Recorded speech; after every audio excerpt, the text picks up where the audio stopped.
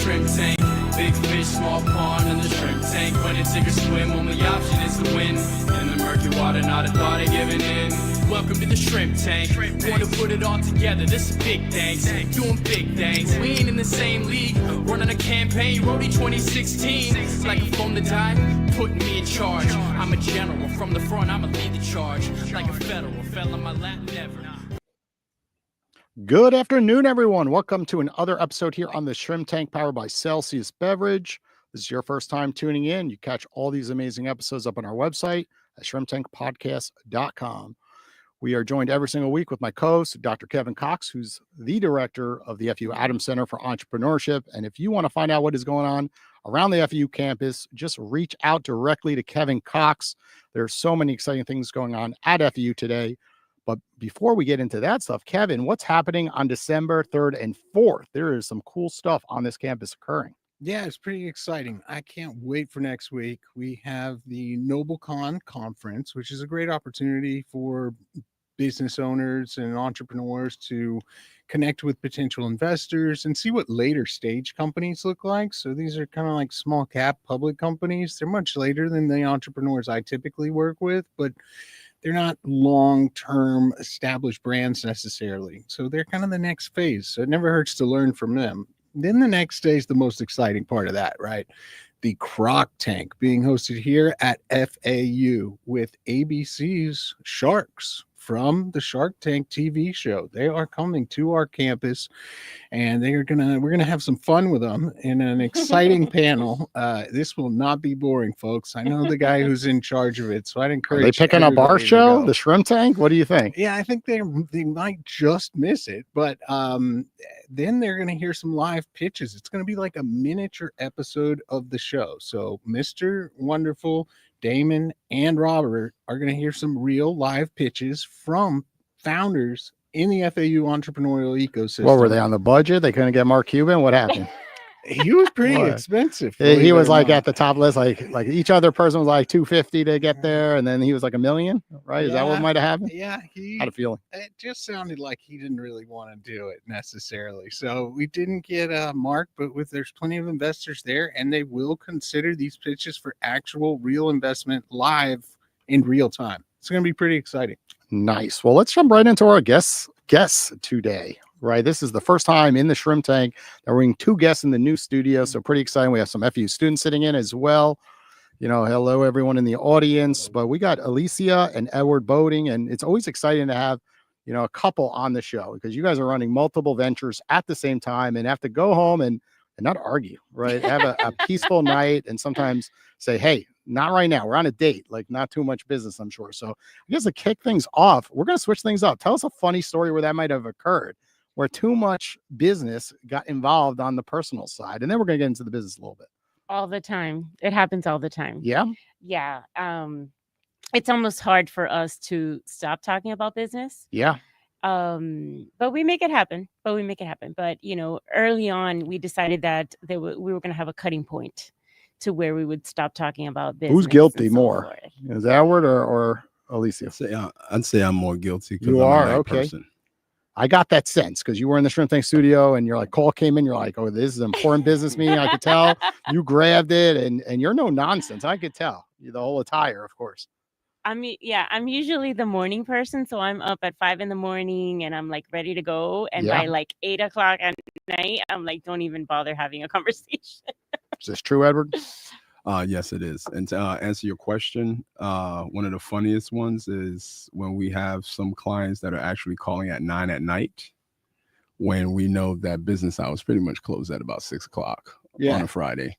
So on a Friday, of course, right? It is nuts. Somehow, you know, people reach out on a Friday and sometimes expect return phone calls, expect return emails. You know, I run a mobile app that's 24/7. I get emails Friday nights. I'm like, then they email a second time, like from 7 o'clock, then at 9 o'clock, they're like, hello. I'm like, yeah, it's a Friday, right? Or on a holiday like Thanksgiving, right?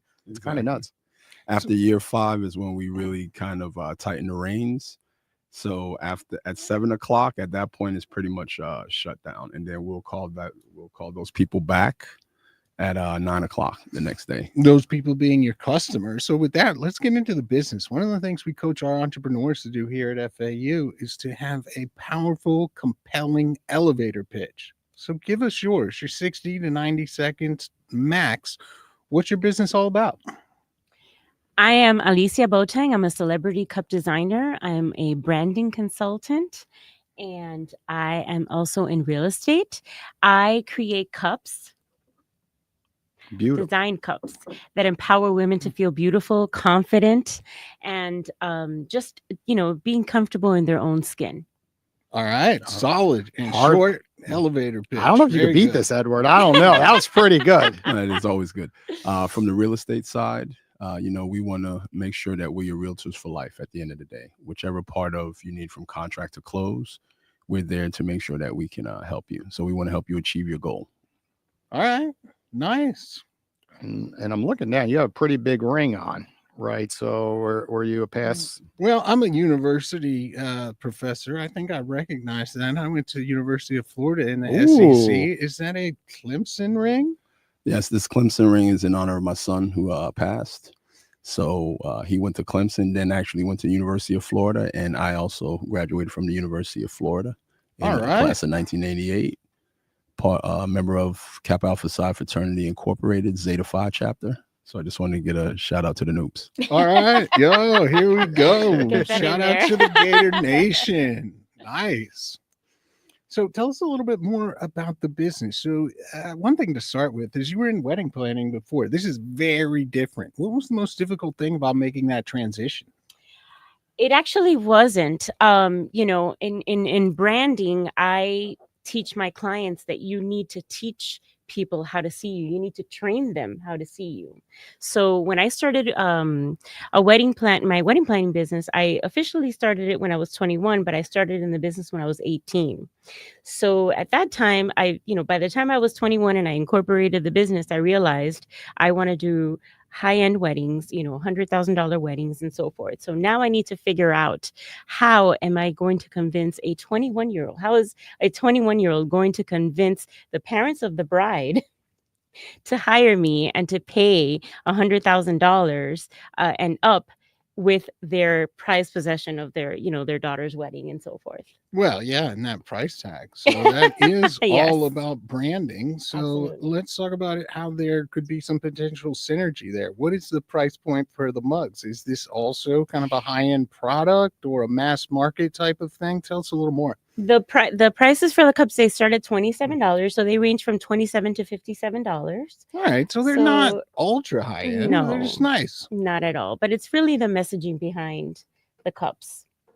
Okay, one of the things, is a question from a student that they were dying to know: how did you get connected to celebrities and celebrities using your cups? Everybody always wants to know those things. So a little bit of background. I am obsessed with coffee. I have been drinking the same brand for almost 33 years now. And so one day I was having coffee with him and I said to him, if my coffee cup was as enriching as my coffee is every day, it would make my mornings that much different.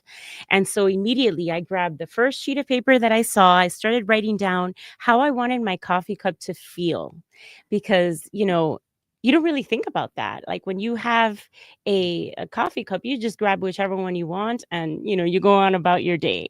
But I wanted my coffee cup to make me feel beautiful. I wanted it to make me smile. I wanted it to make me, I knew that would be like the start of the day. So I wanted to start that off, obviously, on a positive note. So that being said, because of my marketing background with my wedding planning, I figured, okay, when I design the cups, I'm going to take it to the next level. And this is going to be a cup that, although others are very talented and can create the same cup, I'm going to take my marketing to the next level. That being said, to answer your specific question, it was during COVID, and, obviously we're in real estate as well. So Ed decided that we were going to create an oasis in our backyard, figuring that we have to be there 24/7 now. So I had left a couple of days before that, I had left. I received an order from Los Angeles, and I was like, okay, well, I obviously treated it as I would any other order. And that specific day, I left my phone inside. So we were outside, we were talking, catching up, and so forth. I then had to use the restroom. So I go back inside. It was like 2 hours later. I go back inside and my phone is just like blowing up with orders. And when Wow. I look, I said, oh my goodness. I remembered, I said, oh my goodness, I received an order from Los Angeles. Let me check this person's Instagram. And sure enough, she had posted it on Instagram. She had tagged me, and she directed everyone to start following me and to start placing orders. And coincidentally, that was a couple of weeks before Mother's Day. Oh, nice. So the rest is history, really. And who was this celebrity? Who was it? Tiffany Haddish. Okay. She's a comedian. And so from there, it's been, Octavia Spencer, it's been Kim Fields. We've gotten lots of mentions on multiple publications. And what I like to refer to as my Academy Award is that we were asked to participate on The View for their holiday segment. And does that just come random? Like you got an email because they saw everything happening on social media, or did you have to It doesn't go come out random. I reach definitely out? have to work to get all those. Absolutely. No, but I accolades. mean like more because sometimes people think just like an email comes in, I really want to go a tad deeper. Like Well, you probably pushed like to your contacts to eventually get that yes. opportunity to present, hey, this is why I should be on The View. Right. So that's kind of where I was going with that. Actually, no. They approached me. They did. The View actually did approach me. However, all of my other media relationships really start with networking and just positioning myself out there and just becoming relatable. I think that's really important, to become relatable, because the editors and publishers are humans just like we all are. You know what I mean? So if you approach them in a way where hey, this is what I have. I'd love to have a chat with you and just take it on. And where do you do that? Because everyone says like, oh, just reach out, but you don't have their contact information, right? You don't have access. So I love what you're saying because so often, people you see on the Shark Tank, they're like, well, why didn't you get into Walmart, right? And like this would be perfect. And everyone else sitting in the audience like, well, I don't have a contact at Walmart to reach out to, right? So what is your trick, to get access to these individuals? Is it through social media? Is it another access point? It's definitely through social media, and I believe you have to really apply you have to research with what's the word? Just filtering to the right individuals. It sounds like what you were saying. Exactly. You really have to find your niche. Doing your due diligence. You're not just like reaching out exactly. like, hey, you're here, not and gonna spamming pitch, people. Exactly. Yes. I'm not going to pitch to someone that handles stories that are that are monetary or just business and so forth. I'm going to pitch to somebody that handles, lifestyle and so forth. No, I love that point, because often people think it's harder than it is, right? They're posting on their board, but not going out and engaging on the others. And one of my tips is just go ahead and find some contacts at that company and start engaging with many of the employees there. And then slowly reach out through the DMs saying, hey, I love the content that you and your brand are putting out. And then slowly drip in, something that might be helpful for them, but not soliciting them. Right. Often you'll say, hey, buy my product. And these individuals are like, I don't even know who this person is.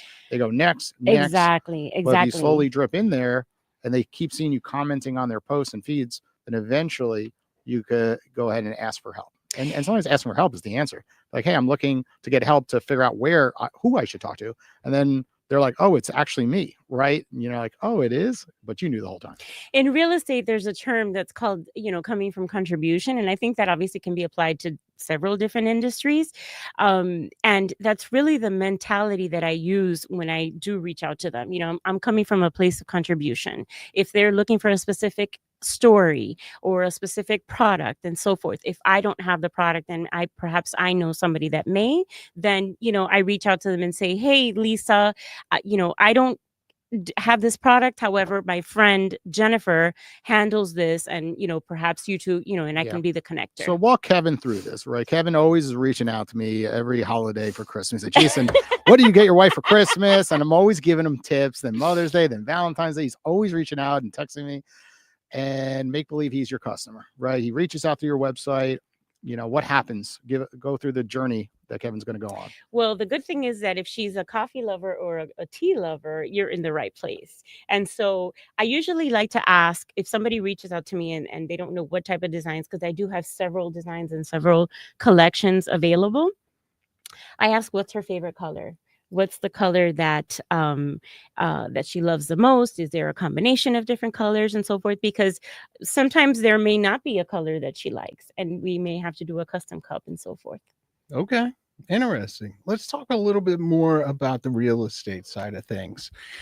So you mentioned the importance of maintaining that partnership. Real estate's been pretty tough the past couple of years, right? Not a ton of transactions. We've had those higher interest rates and a lot of homeowners with low interest rates. Very hard to move, not a lot of inventory. Tell us a little bit more about the business. Are you focused on South Florida, a specific type of real estate, commercial, residential, size, location, etc.? Well, we actually work with both residential and commercial. I'd say 75% residential, 25% commercial. All right. I just wanted to back up a little bit to just answer one of the questions that the gentleman had as well too. One of the things that we do is everything is intentional. Everything that we do is intentional. Intention. Okay. There we go. It wasn't just by luck, we did take a lot of time in thinking how we were going to actually link with those type of people. And in doing so, we had failures, but within those failures came opportunities. So I just want to make sure that you guys understand that it's never just by luck. It is intentional in how you put forth your efforts to make sure that you are successful. So with that, I'll leave. No, that's that important, one because alone. often people see the story that she went through and like, oh, she got so lucky because Right. that one celebrity. You're And like, it wasn't luck. yeah, you did 150 items before that failed. Right on the 151st one, if you had that opportunity, but you had to do the 151st to get that next one, of course. So That is So correct. I had a quick question from the audience. So Yes. to get all this stuff done, multiple businesses, tons of different outreach, branding, brand consultation, do you have employees or use assistants? One of the audience wants to know today. Or do you wear all the hats still?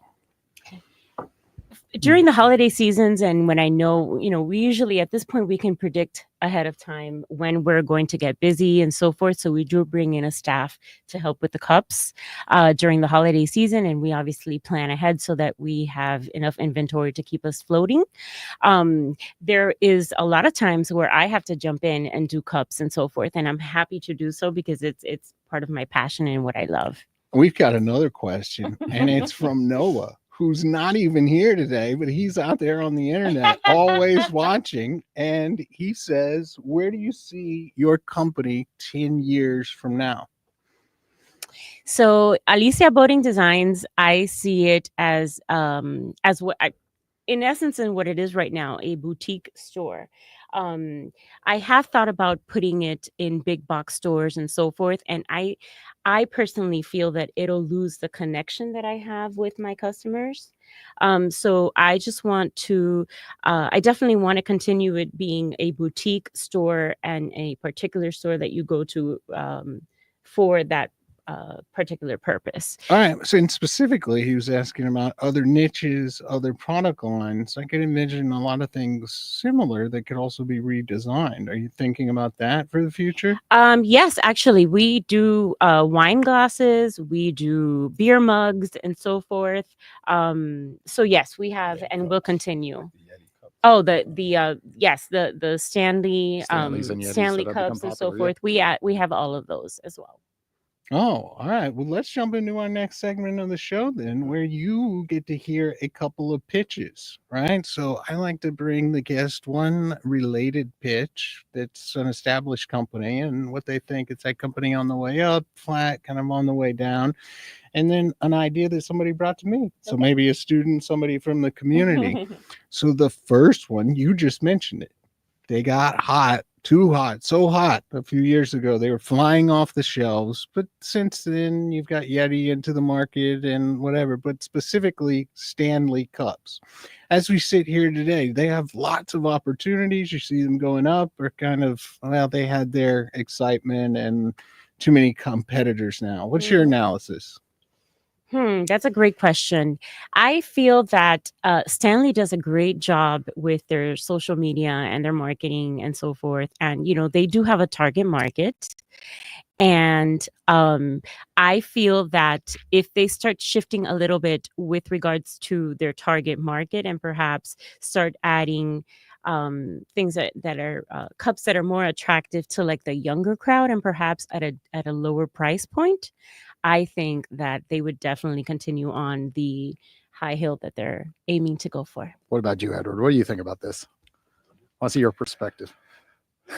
My perspective is pretty simple. I believe as long as you stay consistent in what it is that you're doing and the bottom line doesn't fall below 80%, and I'm coming this from I used to be a commercial underwriter as well. So I'm always looking at it from those terms. As long as that number stays where it's at, you should still continue to grow. Scalability should be there.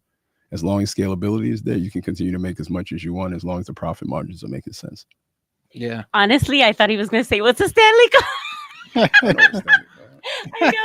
The 50 when you open up the door, right?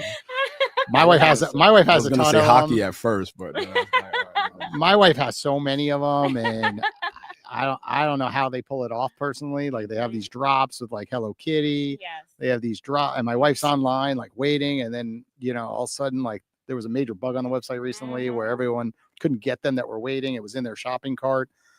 They have phenomenal customer service, but I don't know how they're going to hold on to it. Unlike brands like Tesla, right, where like they're manufacturing a vehicle that you fall in love with, or an iPhone, right, where there's this piece of technology and it completely makes sense. Or jewelry with luxury brands where you have brands like, Tiffany, Cartier, like Louis Vuitton. Like I get it, right, but I just like the mug side. It's just like,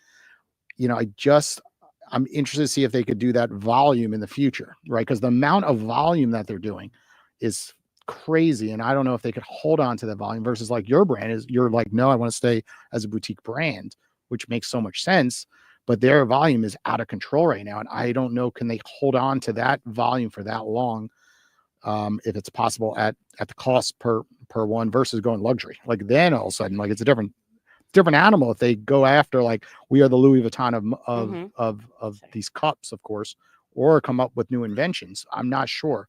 I don't know. Well, it's funny that you mentioned the luxury portion of it, because I recently read an article stating that, the Hermes and the Louis Vuitton and the Dior's, they're suffering right now because of the fact that they're like the old money has already unfortunately passed. So now they're having to market to like the Gen Zs and so forth, and they have to like almost rebrand themselves within the rebranding, within the branding of the business, because not everybody has the thousands of dollars to pay for the Hermes bag, that they used to be before. So they're definitely having to rebrand and just re-strategize their business model. Yeah. All right, let's get to the next one. This will be more fun. So this is a pitch I recently heard, and I'm very interested to get your opinion on it. In some ways, it's not completely unrelated to what you're working in. The name of the idea, company, ventures really says it all, right? So it's custom canes. It's canes, exactly. It's not actually fully customizable, but it's modular enough to think about color, style, different add-ons, and kind of flair, optionality. And that is the market that they want to go into. What do you think? I'm going to let him answer because I think he... When you're saying like walking canes? Yeah, exactly. Okay. So I'm pretty sure FAU has the Divine 9 here. Am I correct? Do you know what the Divine 9 is? If not, I'll be happy to let you know. Yeah, what is the Divine 9? Okay, you have Kappa Alpha Psi, Alpha Phi Alpha. Okay, these are the fraternities. Mm-hmm. Okay, so I'm a member of Kappa Alpha Psi, and we are known for having the red and white canes. So depending on the niches that a person wants to get into, that would be something that you want to market to. At least 1911 Kappa Alpha Psi people. Interesting. So they are going in a totally different direction, but I like that direction better, right? If you look at the kind of there's like Sigma the Gamma Rho. elderly population, they may not have, the incentive or the motivation to really have a cane that looks fly. They may just not care.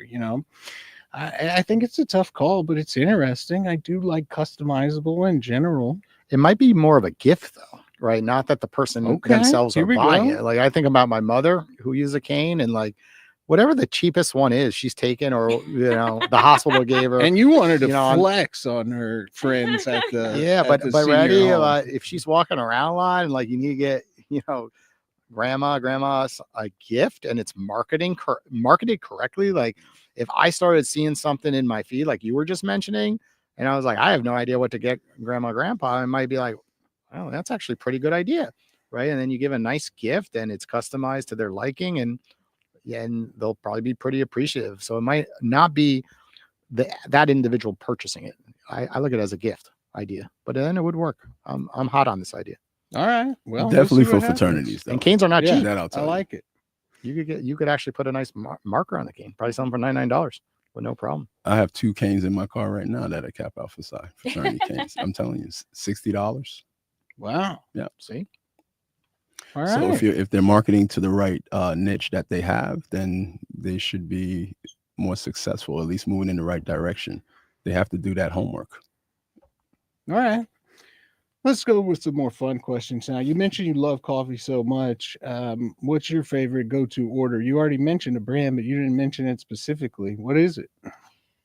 It's Barney's Coffee, Santa's White Christmas. where do you get this? I've never heard this brand before. Thankfully, Publix. Oh, Publix. Barney's used, and I'm totally dating myself, but Barney's used to have shops in the malls, just like Starbucks has. And slowly but surely, they started closing down. And then their original flagship store is actually in Winter Haven, Florida. So they have them there. But like I said, luckily Publix has it. So I get it through there. And then, of course, at last minute would also be Amazon. And Edward, is this your favorite brand as well for coffee? Are you a coffee drinker as well, Dale? Well, I used to drink Blue Mountain a lot, but I like to. I can't drink it as much anymore because I'm just getting older and it starts to give me acid reflux. Oh, So, no. Unfortunately, I have to drink my nice waters and things of that nature. So what's your But thoughts? I like her coffee. What about good old Starbucks and Dunkin' Donuts? What's your opinion on both of those brands? I prefer Dunkin' Donuts. Jason, those things you Edward, drink. Edward are- had no comment. I saw him. He Jason- moved the mic. He's like, not even discussing those two Well, on it's there. a different conversation, right? Those things you buy from Starbucks are milkshakes. They're not coffees anymore. Like, stop calling it coffee. All right. I see all the swirls on the side and all the And stuff so high dumped in in. sugar. Yeah, yeah. Lots of sugar. It's not coffee anymore. It's Yeah. just a milkshake, but it makes you feel better to be like, I'm just grabbing a coffee. Yeah. Yeah. Isn't it funny that it's like when people go get a salad and you're like, I just want to get a salad. I'm like, no, you didn't. Like, look what you're adding into the salad. You're adding bread on top, right? And then croutons and then cheeses, then fried chicken. I'm like, it's no longer a salad anymore. Mhm. Well, that's your point with coffee. It's Yeah. the same thing.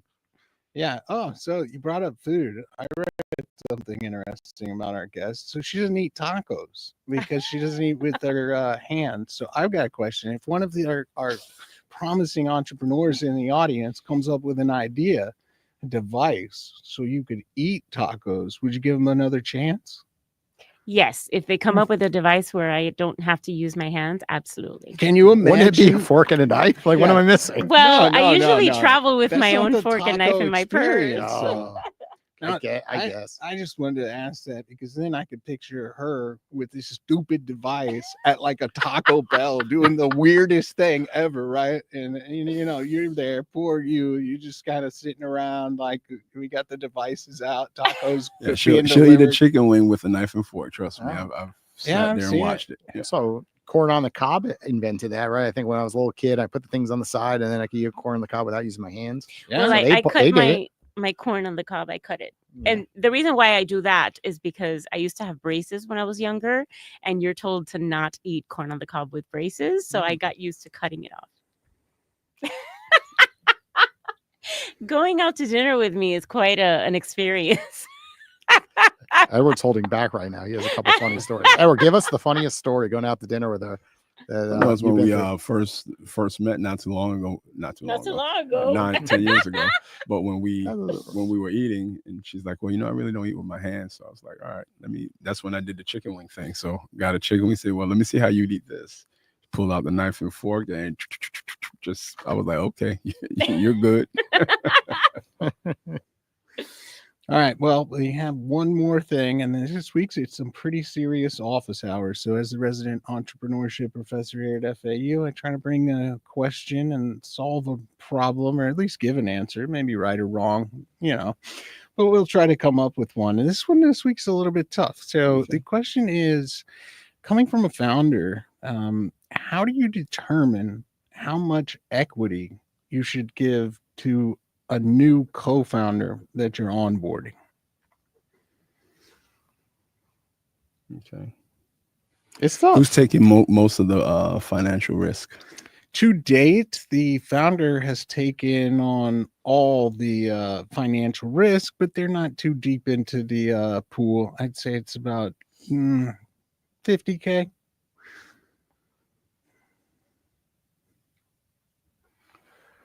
And they're going to be taking on partners as well at this time. Yeah. They're going to need to add a co-founder for a particular And they're skill both set. and they're That's both going worth full noting. time, because often I see someone doing 20% and one 80%. Both 50-50. Yeah, theoretically, they're both doing full time or as much Theoretically. as they can. Yeah. As much. Okay, so theoretically, it wouldn't be 50. Well, I'm gonna Okay. I'm gonna encourage a long vesting Okay. schedule. So we'll All work right. that out and see how it goes. So let's look at it like this. What I can do is first start with a story. I was a commercial underwriter, Yeah. and then I said, you know what? Let me get into let's get into the real estate business. I was doing that as my full-time job, and the only way that was going to actually work is if I did real estate full-time.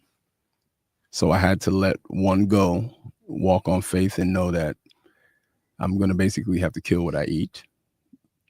And it pushes you to think better, make better decisions, and be more intentional on how you're going to make sure that you succeed. So to answer your question, the other person that would be coming in, it's definitely not going to be a 50-50 type deal. Well, no, definitely not. I would agree on that. But that still gives us a pretty big window. I don't know if they're going to be satisfied. They may still be sitting in the office. Say 90-10 with looking at I'd go to the second quarter of the second year. And at that point, if we're moving in the direction that we need to, then we can start looking to get a little bit more financing coming in from that person. Okay. Yeah, I think that's definitely a fair answer. I'll add my 2 cents. I deal with this a lot, right? Because a lot of startup companies or founders are solo entrepreneurs, and they don't possibly have the entire skill set they need. They need more resources. They need more people. Oftentimes, it's non-technical founders who need somebody technical, an engineer, developer, software creator, essentially. And that can be tough. So a couple things, and again, it's challenging. Those factors definitely play a role. How much has been invested into the business? What is the business conceivably worth? Unfortunately, a lot of times it's very difficult to determine what a business that's pre-revenue, very early stages is worth. Or worse, they don't like when I tell them this, it's not really worth anything. But the equity does have some significant potential value, so it's important. So it's a challenging thing, and every situation is unique. I like to get a lot more variables, but I think the most important thing is finding the right partner, right? And then sometimes it really comes down to, what is it going to cost you to get them? Because that core team, that first initial team, right, those co-founders, those are often critical in determining the eventual success or failure of the business, right? So if you can't get that person for 10, but they're the absolute perfect person, and you can build an incentive where, okay, maybe they get 10 after the first 24 months, and then another 5 on the table, and also some stock options. A lot of times it comes down to negotiation, but I think the most important thing is getting the perfect person that can build a successful company with you. Because if you two don't build a successful company, it doesn't matter who owns any percent of what, because it's worthless. That's correct. 50% is 0-0. Yeah. Yeah. I own a lot of equity that's worthless. Yeah. those good old advisory shares. They love giving those to the old professor.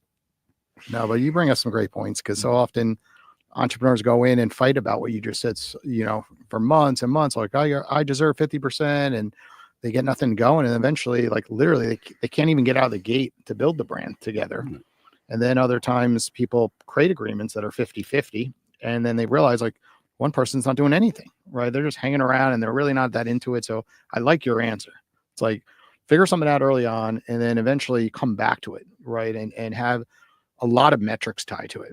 I always say numbers never lie, right? Often people say, well, I did this, I did that. It's like, yeah, you went to an event, you did that, but like, what came out of the event? Like, show me the real data to support it. Yeah, that's a great And addition. Just tying it to specific Measurable metrics that are Correct. easy to measure, not kind of vague things. I see a lot of people will put Very goals in there and they're vague and Very. they're speculative. And it's like, how are you going to determine if that was achieved or not? Like, yeah, you got to tie it to some really hard data, something rigorous and robust where you can just point to the scoreboard. Easy. So definitely when you have a dream, right, and that dream then becomes your company and whatever that may be, you know, scalability is always the biggest thing that a lot of people just run into, like smack into the wall. Can we do it, and can we mass produce it fast enough to stay with the demand? And if that isn't, then you're going to have an issue. Yeah, That's true. And the experience that that your end user needs as well. The experience is actually even that much more important, because those are going to be the people that when they're at home, they will sit there and have those conversations saying, hey, this was great. They're your ambassador. And oh yeah, I ordered it and I got it, say 3 days ago, but I ordered it now and I got it 2 months later. That's not really going to do too well for you if you can't. If your scalability is just so far off that you can't meet with that demand, and they really love your idea. Yeah. You got to be able to deliver at the end of the day. That's well, correct. Jason, I already covered the most important news around here at FAU, and that is NobleCon and Croc Tank coming next week. Other than that, if you're a student out there, study for your exams. We're moving into the exam period, Yes, it is. and then we'll be wrapping up the end of the semester. Yeah. So I guess leave us with a couple of remarks, each of you. What is your best tip to a new entrepreneur out there? My best tip is just to remain consistent and true to yourself, and believe in yourself. And I'm going to bring a little bit of faith into it. You know, whoever you believe in, if it's God, the universe, whatever it is that you believe in, just pray to them and just ask for strength and perseverance, because you're going to need that in the business world. Yeah, I pledged back in 97, so it's been a long time, but I'm going to do what my Dean of Pledges always told us. Love many, trust few, always paddle your own canoe. Nice. I'll say it again. Love many, trust few, always paddle your own canoe. And you might pick up a shrimp while you're there. All right. Throw that line in the water and catch a shrimp. I love it. Well, thanks for joining us here on the Shrimp Tank. Everyone tuning in. Thank We'll you for be having back us. Thank next you. Wednesday, right around 1 o'clock. Tune in, leave some comments, and Kevin will ask your questions to our guests next week. Take care, everybody.